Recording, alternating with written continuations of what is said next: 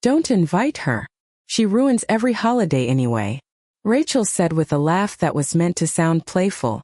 But the way the room went quiet afterward told Margaret Whitmore that everyone at the dining table understood exactly what she meant.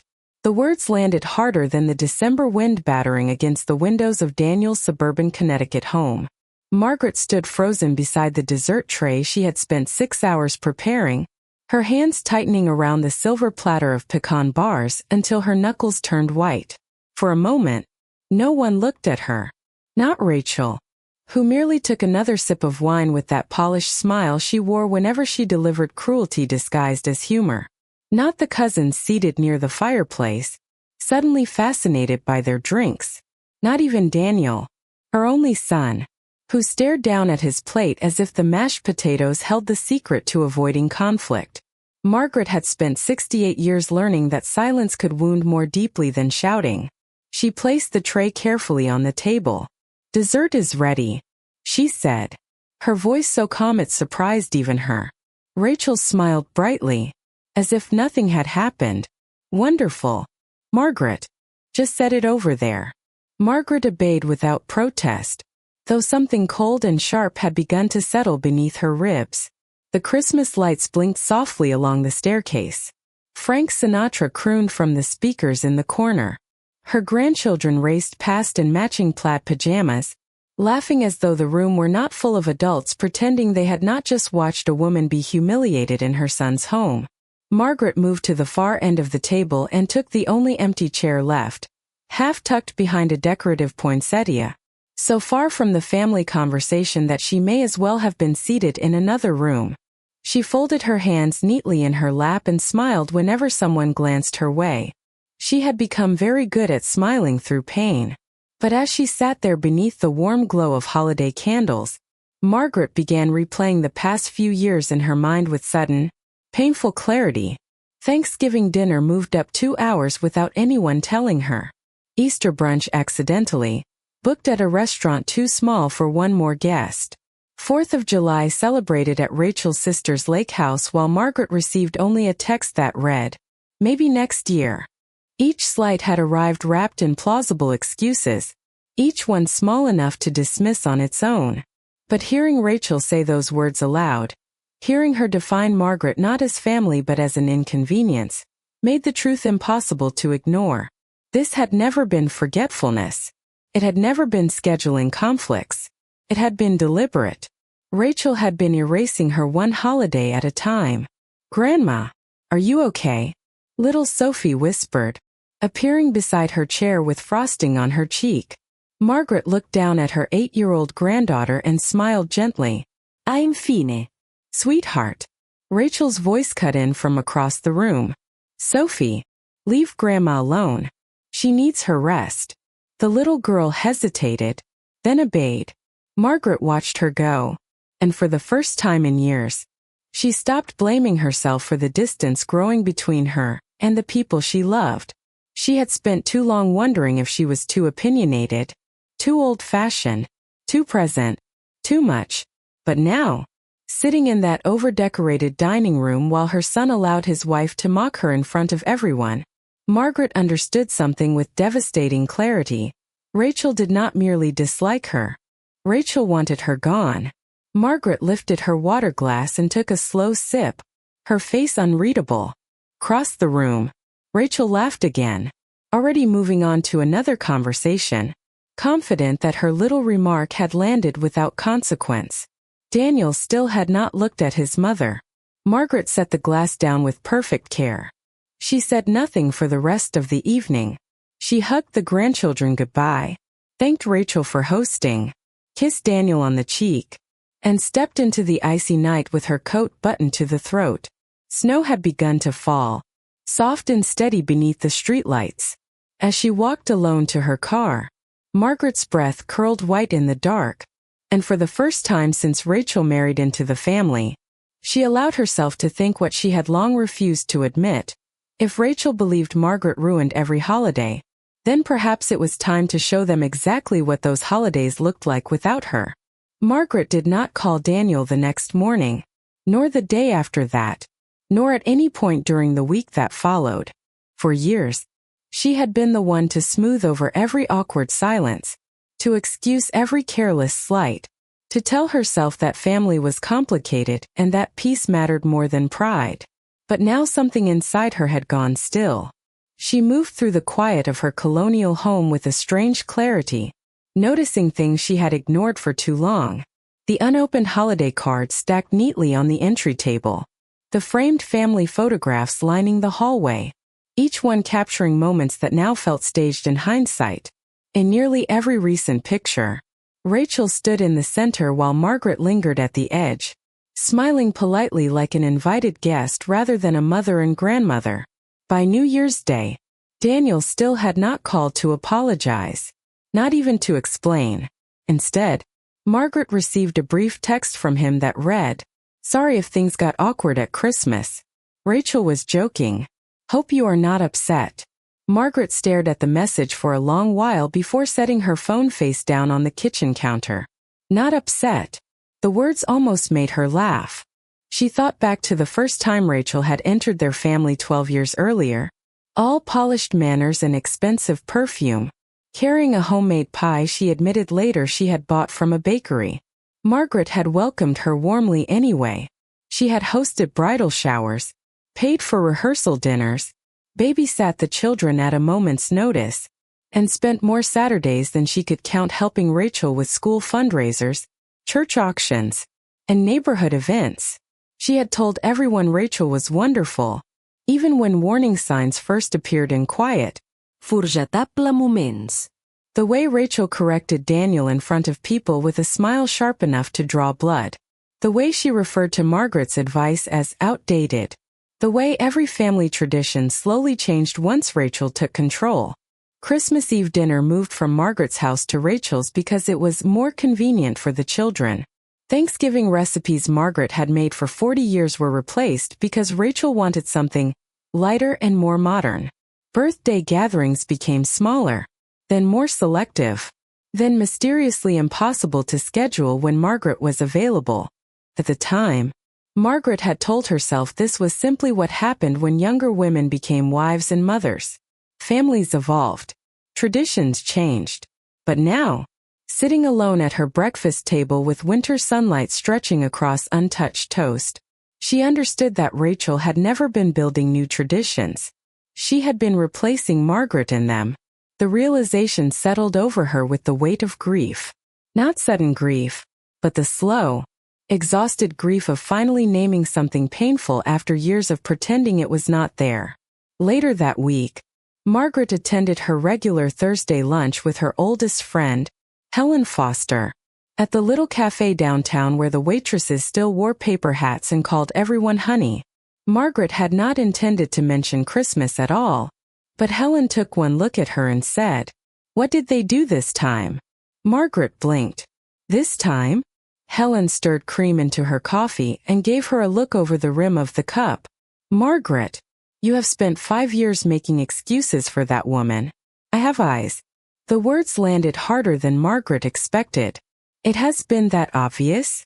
she asked quietly. Helen let out a humorless laugh. "To everyone but you." Margaret sat very still. Outside the window, snow drifted lazily past storefronts dressed in clearance wreaths and fading holiday lights. "She told people not to invite me," Margaret said finally, her voice even. "She said I ruin every holiday."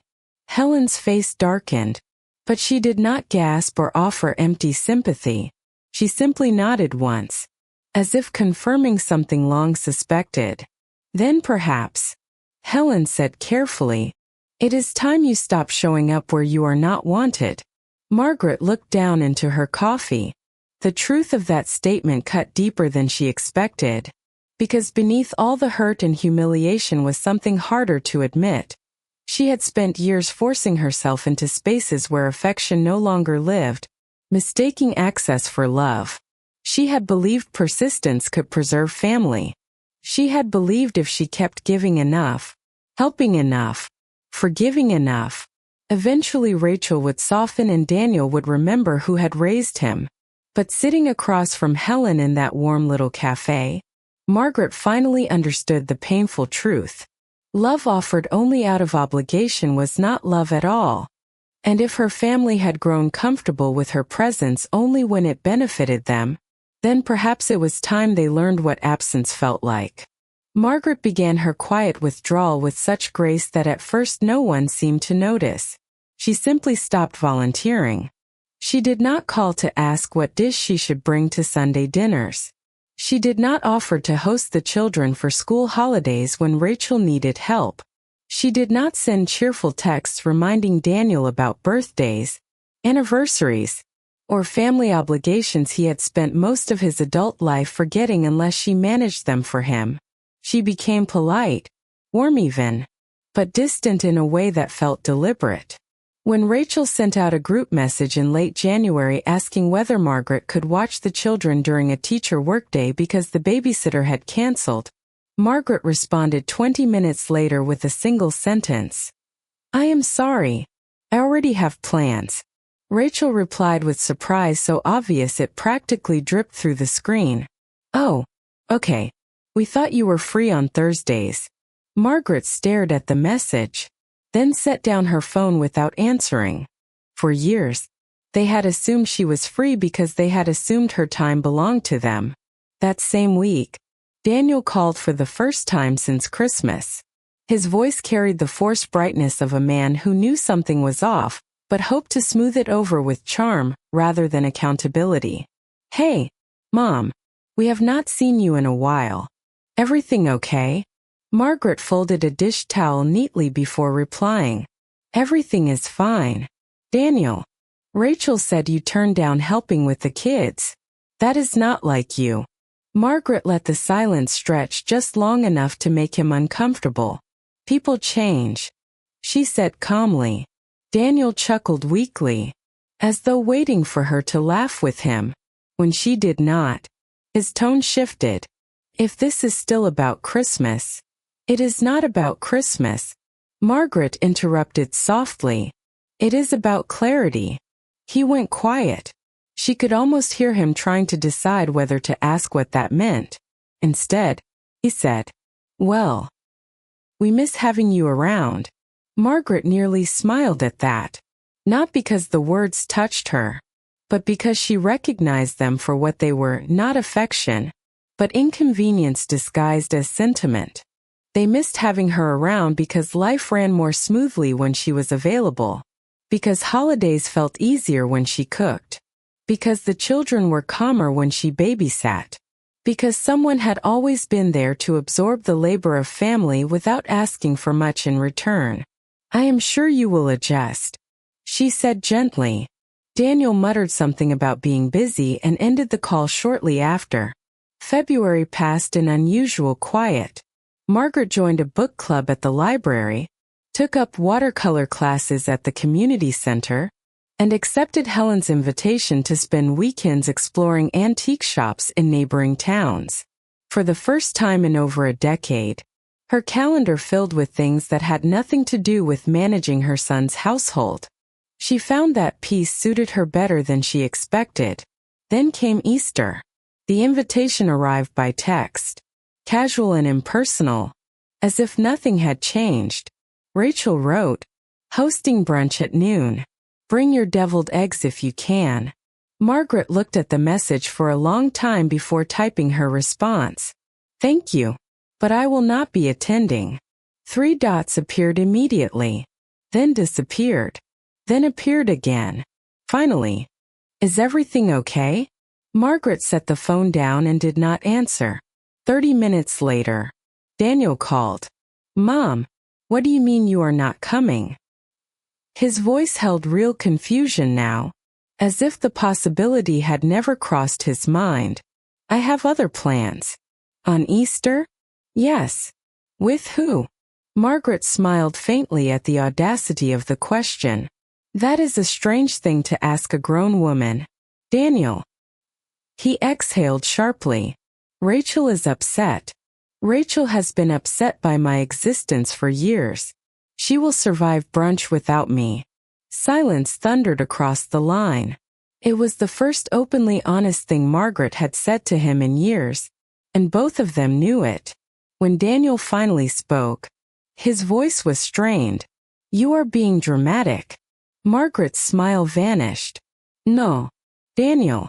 Dramatic would have been making a scene at Christmas. This is simply me respecting what your wife made very clear." She hung up before he could answer.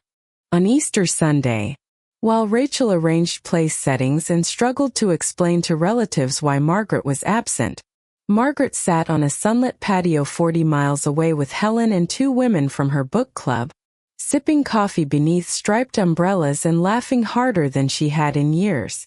And somewhere between the first course and dessert, Margaret realized something quietly astonishing. The holiday did not feel ruined at all. The fallout from Easter came slowly, then all at once. First, Margaret heard nothing. No apology. No acknowledgement. Just silence so complete it felt intentional. Then, 3 days later, her sister-in-law Linda called while Margaret was watering the tulips along her front walkway. "What exactly happened with you and Rachel?" Linda asked without preamble. Margaret straightened, hose still in hand. "Why do you ask?" Linda hesitated. "Because Rachel told everyone you refused to come to Easter because she would not let you control the menu." Margaret closed her eyes for a brief moment. Of course, even now, Rachel could not tolerate simply being ignored. She needed Margaret to remain the villain in the story. "Is that what she said?" Margaret asked evenly. "Among other things," Linda admitted. "She said you have been bitter for months, that you are punishing everyone because you cannot accept that Daniel has his own family now." Margaret turned off the hose and stood very still beneath the afternoon sun, the scent of damp earth rising around her. For years she had feared this very thing. That Rachel had not merely pushed her aside in private, but had been shaping the family's perception of her behind closed doors. Now she had proof. "And do you believe her?" Margaret asked quietly. Linda was silent for a beat too long. "I did not," she said at last. "Not entirely. But enough people nodded that I thought maybe there was more going on than I understood." Margaret thanked her for the honesty, then ended the call and sat alone at her kitchen table for nearly an hour, staring at nothing. The betrayal was no longer simply exclusion. It was character assassination. Rachel had not been content to remove her from family life. She wanted everyone convinced Margaret deserved it. That evening, Margaret did something she had avoided for years. She began looking backward with honesty instead of denial. She thought of every strange look from relatives at gatherings, every cool reception from cousins who once hugged her warmly, every time someone joked that she could be a little intense or set in her ways, with a knowing smile that had always seemed slightly rehearsed. Rachel had not merely isolated her. She had built a narrative around her absence. Margaret had become the difficult mother-in-law, the controlling matriarch, the woman everyone tolerated out of duty. The realization made her stomach turn, not because strangers believed lies, but because Daniel had allowed it. He had watched his wife reshape his mother's identity in the eyes of the family and said nothing. 2 days later, another call came, this time from her niece Rebecca. "Aunt Margaret," Rebecca said carefully, "I thought you should know Rachel told Grandma you are having memory problems." Margaret's grip tightened around the phone. "Excuse me?" "She said your recent behavior has been erratic and that the family is concerned. She told Grandma maybe you need help adjusting to aging alone." For a long moment, Margaret said nothing. Then she thanked Rebecca and hung up. She sat motionless in her armchair while evening shadows stretched across the room. Memory problems. So that was Rachel's next strategy. If Margaret withdrew, Rachel would not admit fault. She would portray her as unstable, difficult, elderly and confused. A woman in decline whose hurt feelings could be dismissed as emotional deterioration. Margaret let out a slow breath, then stood and walked to the hall closet where old family photo albums sat stacked in careful rows. She pulled one free and carried it to the dining room table. For the next 2 hours, She turned page after page. Birthdays she had planned, vacations she had funded, school recitals she had never missed, Christmas mornings where she sat cross-legged on the floor assembling toys while everyone else drank coffee. Decades of proof that she had not been some burdensome outsider. She had built this family. She had held it together with invisible labor no one had valued because it had always been there. Margaret closed the album and rested both hands on the cover. Rachel had spent years rewriting the story of who Margaret was. But stories, Margaret thought with sudden calm, could be rewritten again. And for the first time, she began considering not simply how to protect her peace, but how to make the truth impossible for everyone else to ignore. 3 days after Margaret made her decision to stop hiding from the truth, an unexpected ally arrived at her door carrying a lemon loaf, and the sort of nervous expression that usually preceded bad news.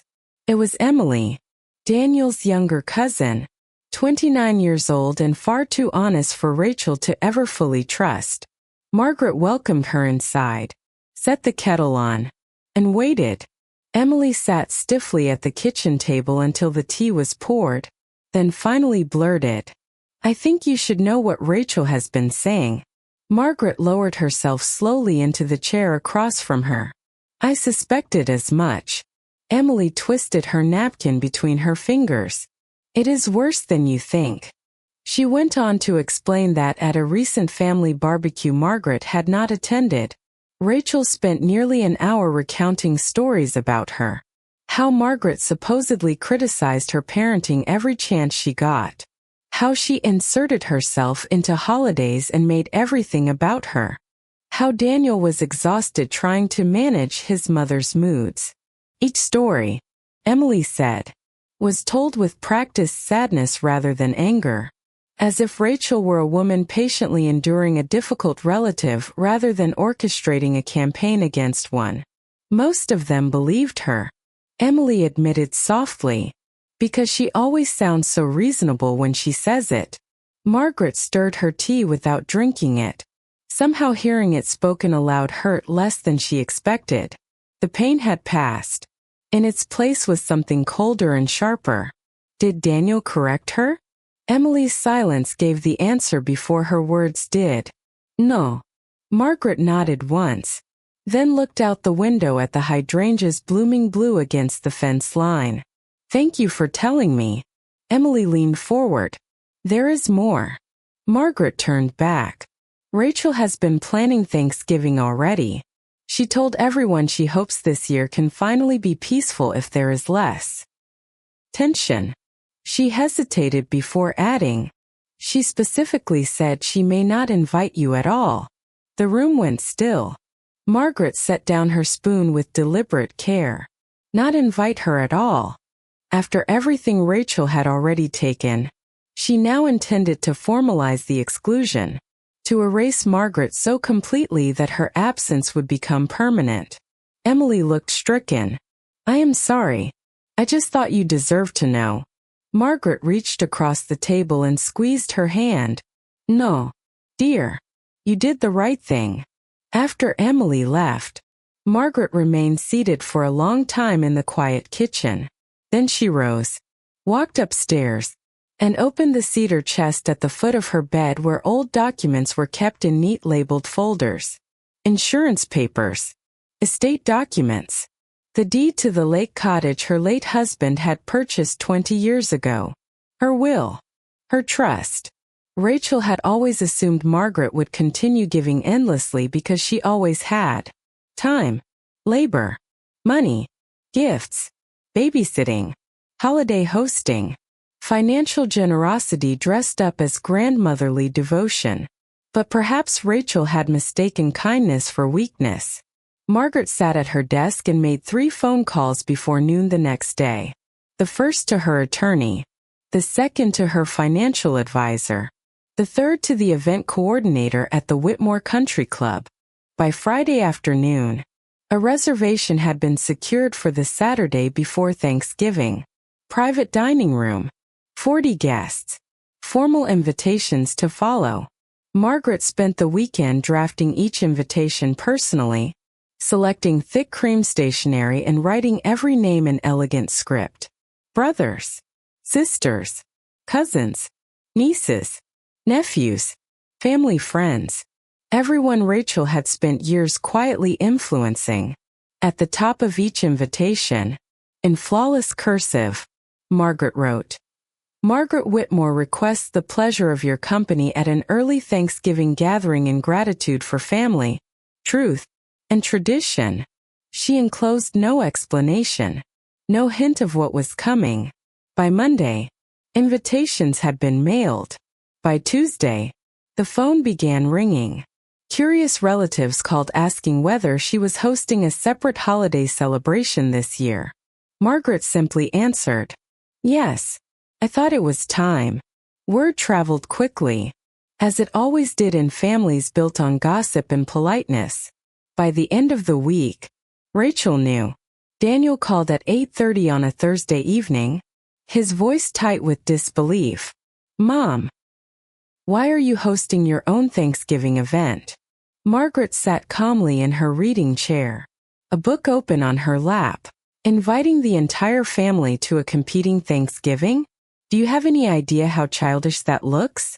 Margaret lowered herself into her armchair with calm precision. "Childish?" she repeated softly. "You take one little thing and turn it into some huge personal attack." Margaret almost laughed at the familiarity of it. The script Rachel had taught him was so polished now, he did not even realize when he was repeating it.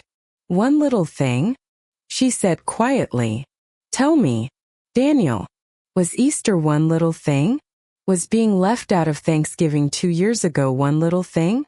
Was every holiday schedule mysteriously changing without my knowledge one little thing? Was telling family members I have memory problems one little thing?" His head snapped up. For the first time, true surprise flashed across his face. "What?" Margaret leaned forward slightly. "Yes, your wife has been telling people I am unstable, aging badly, forgetful, difficult. She has spent years poisoning this family against me while you stood beside her and called it peacekeeping." Daniel's expression shifted from anger to something more uncertain. "Rachel would not say that." "Then perhaps," Margaret said evenly, "you do not know your wife nearly as well as you believe." Silence settled heavily between them. Daniel sank into the sofa across from her, looking suddenly older than his 42 years. "Mom," he said at last, softer now, "Rachel feels like you have never accepted her." Margaret stared at him, almost stunned by the absurdity. "I paid for your rehearsal dinner. That was years ago. I watched your children every week for nearly 7 years. You wanted to. I hosted every holiday until she decided my traditions embarrassed her." Daniel stood again, agitated. "That is not what she said." "No," Margaret replied. She was kinder in her wording, crueler in her meaning. He turned toward the window, saying nothing. Margaret let the silence work. At last he muttered, "You are blowing this up over hurt feelings." Margaret stood then, and when she spoke her voice was calm enough to chill the room. "No, Daniel. I am responding to years of disrespect that I tolerated only because I loved you more than I respected myself. That ends now." He stared at her as if seeing someone unfamiliar. Perhaps he was. Margaret had spent decades being soft where firmness was required. She would not make that mistake again. "The invitations have been sent," she said. "The gathering will proceed. Whoever wishes to attend is welcome. Whoever does not is free to stay away." Daniel's mouth tightened. "If you do this, you are dividing the family." Margaret stepped closer, her gaze unwavering. "No, Daniel. The family was divided the moment your wife taught everyone I could be mistreated without consequence. I am simply refusing to stand in the corner smiling while it happens." He left 10 minutes later without another word. Margaret watched from the window as his car backed down the driveway too fast. tires crunching over fallen leaves. Then she turned away, calm and steady, because whether Daniel understood it or not no longer mattered. For the first time in years, Margaret was not asking for a place at the table. She was building her own. The weeks leading up to Margaret's gathering passed in a haze of whispers, shifting loyalties, and carefully disguised panic. Rachel tried to pretend none of it bothered her, but word traveled faster than she could contain it. One by one, relatives began reaching out to Margaret with polite questions that sounded suspiciously like confirmations. What time should we arrive? Is there a dress code? Can I bring anything? Every acceptance sharpened the same truth. People were coming. More people than Rachel had expected. More people than Daniel had predicted. By the Monday before Thanksgiving, Margaret had 32 confirmed guests. Rachel, meanwhile, was unraveling. Emily reported that Rachel had become obsessed with the situation, calling relatives to remind them that her own Thanksgiving would be the real family holiday, and suggesting Margaret was hosting her dinner out of loneliness and spite. But the more Rachel pushed, the more obvious her desperation became. People who had once accepted her version of events without question began noticing the edge beneath her polished smile. The way she spoke about Margaret with rehearsed patience, as though managing an unstable burden. The way she seemed far more concerned with attendance than with family itself. Then came the first crack. Linda called Margaret 2 nights before the event. "I need to tell you something," she said. "Rachel cornered me after church and practically demanded to know whether I was attending your dinner. When I said yes, she asked if I had chosen sides." Margaret sat back in her chair, unsurprised. "And what did you tell her?" Linda let out a dry laugh. "I told her I chose whichever side did not interrogate me in a church parking lot." Margaret smiled for the first time that day. By Friday, Rachel's Thanksgiving dinner was beginning to collapse in plain sight. 3 cousins canceled. Then Daniel's uncle and aunt. Then Rebecca texted that she and her husband would be attending Margaret's event instead because, as she put it, it has been years since anyone had a real holiday meal without tension. Margaret read that message twice. Without tension. The irony nearly made her laugh. For years Rachel had insisted Margaret was the source of every uncomfortable holiday. Yet the moment Margaret removed herself, everyone suddenly admitted how strained the gatherings had actually become. On Saturday afternoon, the private dining room at Whitmore Country Club glowed with candlelight and polished silver. The long table was set in ivory linen and autumn florals. Crystal glasses caught the light from the chandeliers overhead. Soft jazz drifted through hidden speakers while waitstaff arranged appetizers on silver trays. Margaret stood at the entrance in a dark emerald dress with pearl earrings and her silver hair swept neatly back, greeting each guest with composed warmth. One by one they arrived. Linda, Rebecca, Emily, old family friends, cousins from 2 towns over. Even relatives Margaret had not seen in months embraced her with surprising sincerity, their smiles tinged with something almost like guilt. By 6 o'clock the room buzzed with laughter. Real laughter. Easy laughter. The kind that had been absent from family holidays for years. Margaret moved among them with calm grace, accepting compliments on the event but saying little. She did not need to point out what everyone was already noticing for themselves. No one was tense. No one was whispering. No one was walking on eggshells around Rachel's moods or navigating her subtle little power plays. For the first time in years, the family was simply together. Then the doors opened. Every conversation in the room stopped. Daniel stood in the doorway, face pale with shock. Rachel beside him looked as if she had bitten into glass. Behind them, 2 of their children shifted nervously in dress clothes, clearly dragged there in haste. Rachel's eyes swept the room, taking in the packed tables, the smiling relatives, the atmosphere she had spent years insisting Margaret poisoned. Her expression tightened into something brittle and furious. Daniel stared at the crowd as if unable to comprehend what he was seeing. You told us maybe a few people were coming. Rachel hissed at someone behind them. Likely Emily, who merely shrugged. Margaret stepped forward, poised and serene, every eye in the room following her. Daniel, she said pleasantly. Rachel. What a surprise. Rachel forced a smile so strained it looked painful. We thought we should stop by since apparently everyone is here. Margaret's gaze moved calmly across the crowded room, then back to Rachel. Yes, she said softly. It appears they are. And in the heavy silence that followed, with 30 pairs of eyes watching and the truth hanging in the air too plainly now to ignore, Rachel looked around that room and realized for the first time that Margaret had not lost her family. Rachel was the one beginning to lose control of it. Margaret welcomed them with the same calm smile she had offered every other guest, then gestured toward the final empty table near the back of the room. You are just in time, she said. Dinner is about to begin. Rachel's expression flickered. She had expected confrontation, perhaps even humiliation. Margaret offered neither. That, somehow, seemed to unsettle her more. Daniel guided the children toward their seats while Rachel remained standing for a moment, scanning the room as relatives resumed their conversations with only half-hearted attempts to hide their curiosity. It was the first time in years Rachel had entered a family gathering without controlling the atmosphere, and it showed. Throughout dinner, the contrast became impossible to ignore.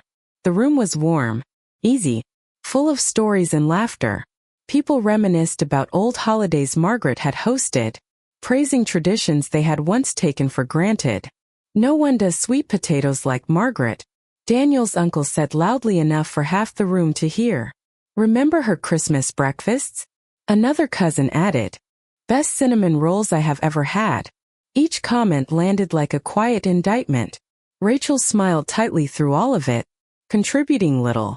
She was no longer the center of the room. She was merely in it. Then, just as dessert was being served, Emily stood with her wineglass and tapped it lightly with a fork. Before we all leave, she said, glancing at Margaret with a warm smile, I think someone should say thank you, not just for tonight, but for every holiday Margaret gave this family for decades. Most of us grew up in homes and traditions she built, and I think we forgot that somewhere along the way. Applause rose around the room. Margaret looked down briefly, touched despite herself. But Emily did not sit. Her expression shifted, and her next words cut through the room like a blade. And while we are being honest, she said, I also think it is time to acknowledge that some of us allowed unfair things to happen to her. Silence crashed down instantly. Rachel's head snapped up. Daniel stiffened. Emily's voice remained steady. For years, people have been told Margaret was difficult, controlling, dramatic, unstable. But I have watched her be excluded, insulted, lied about, and blamed for problems she did not create. And I am tired of pretending not to notice because confrontation is uncomfortable. Rachel set down her fork with a sharp clatter. Excuse me? Emily turned to her directly. You told people Margaret has memory problems. You told people she manipulates holidays. You told people she makes everyone miserable. But somehow tonight is the happiest family gathering we have had in years. A murmur rippled through the room. Linda spoke next, her voice firm. She is right. Rachel told me Margaret refused Easter because she wanted to control the menu. Rebecca added. She told Grandma Margaret needed mental health help. Daniel's aunt chimed in from across the table. She told us Margaret criticized her parenting constantly. But I have never once seen that woman do anything except bite her tongue. Rachel's face drained of color as voices piled on, one after another. Relatives recounting stories they had dismissed individually, but now recognized as part of a pattern. Tiny comments, strange accusations, repeated attempts to frame Margaret as unstable, selfish, or meddling. In the center of it all sat Rachel, suddenly stripped of the polished image she had curated so carefully. This is ridiculous, she snapped. You are all twisting things. Are we? Linda asked coolly. Because it sounds more like we are finally comparing notes. Rachel turned to Daniel. eyes blazing. Say something. The room went still. Every eye shifted to him. Daniel looked around at the faces surrounding him. Family members he trusted. People all saying versions of the same thing. Then he looked at his mother, seated quietly at the head of the table, dignified and silent even now. For the first time in years, he seemed to truly see the shape of what had happened.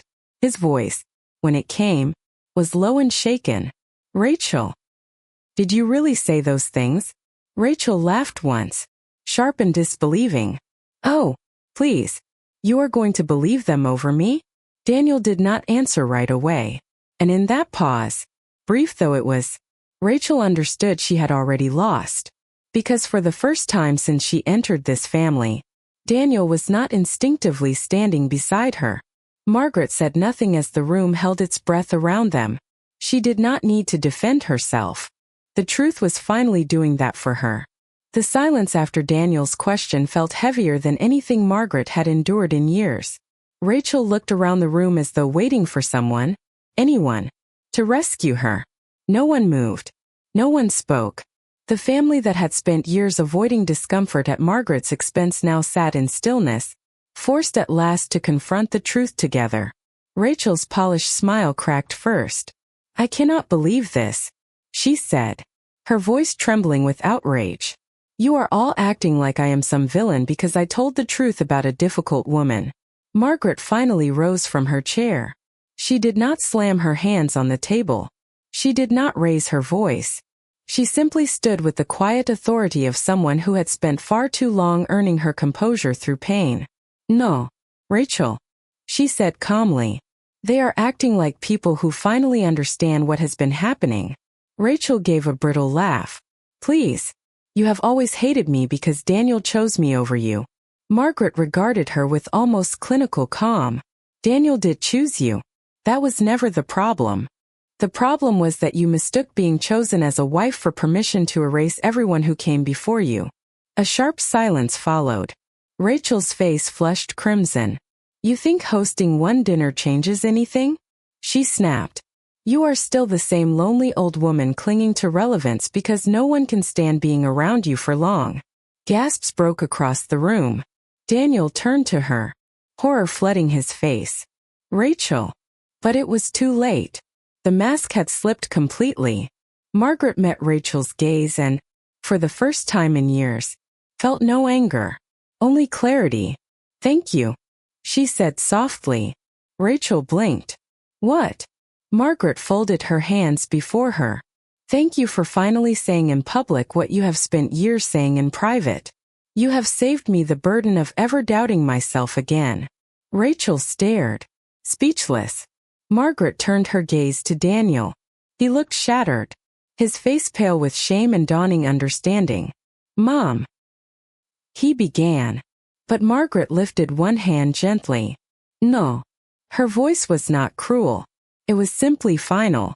You had years to listen, years to notice, years to ask why the woman who raised you seemed to grow smaller at every family gathering. You chose not to. Tears brimmed suddenly in Daniel's eyes. I did not know it was this bad. Margaret's expression softened, but only slightly.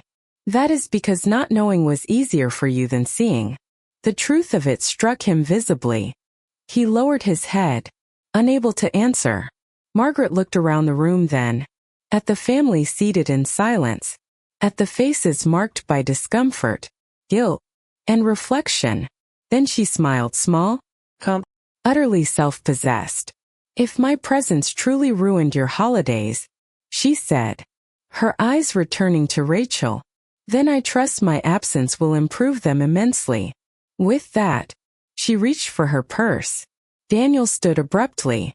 Mom, please do not leave like this. Margaret paused at his side and touched his cheek with the gentleness of a mother who had once kissed scraped knees and fevered foreheads. I am not leaving in anger, Daniel, she said quietly. I am leaving with peace. Then she walked from the room with her head high, every eye following her.